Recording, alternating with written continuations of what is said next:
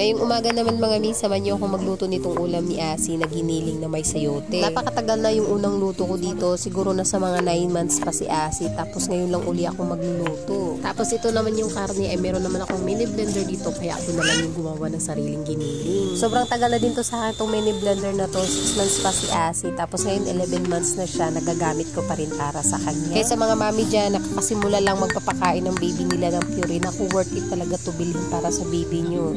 Olive oil pala yung ginagamit ko sa pag-isa sa pagkain ni Asi. Pero kapag naubusan ako nito, canola oil naman yung ginagamit ko para sa kanya.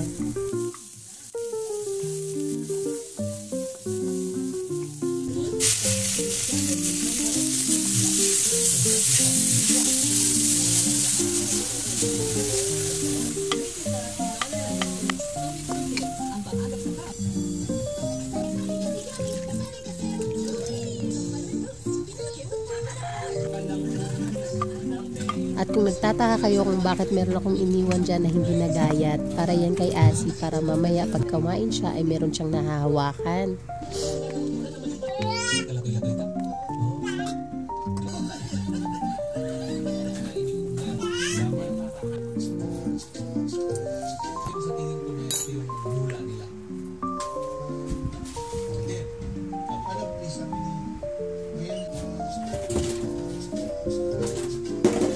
At ganyan talaga lagi yan si Asi kapag may napansin talaga siyang gulay dyan sa plato niya. Yun talaga una yung dinadampot. Kaya lagi talaga ako nag-iiwan ng mga gulay na hindi ko ginagayat para talaga kapag kumakain siya ay may nahahawakan siya katulad na lang nito.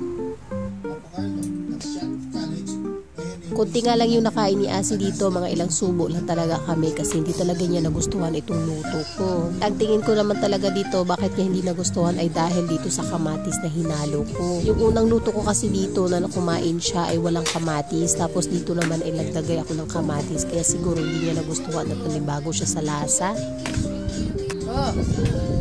At kapag nagkakaganito pala si baby niyo mga mi, wag lang kayo matakot kasi isa talaga yan sa process para matuto kumain at lumunok si baby. May mga mami kasi din na minsan kapag nagkakaganito yung baby nila na nabubulunan, tinitigil nila yung pagpapakain ni baby kasi sila yung natatakot. At para hindi kayo matakot na baka mabulunan si baby, hiwain nyo lang talaga ng maliliit. Pero wag naman yung sobra parang tulad ng Purina or mash na, kasi katulad ni Asi, 11 months na siya, dapat matuto talaga siyang kumain at lumunok. Inayawan na nga ni Asi itong pagkain niya, kaya ginawa ko, kinuha ko na lang at hindi ko na siya pipilitin kasi kapag pipilitin ko yan, ako, paglalaruan lang niya.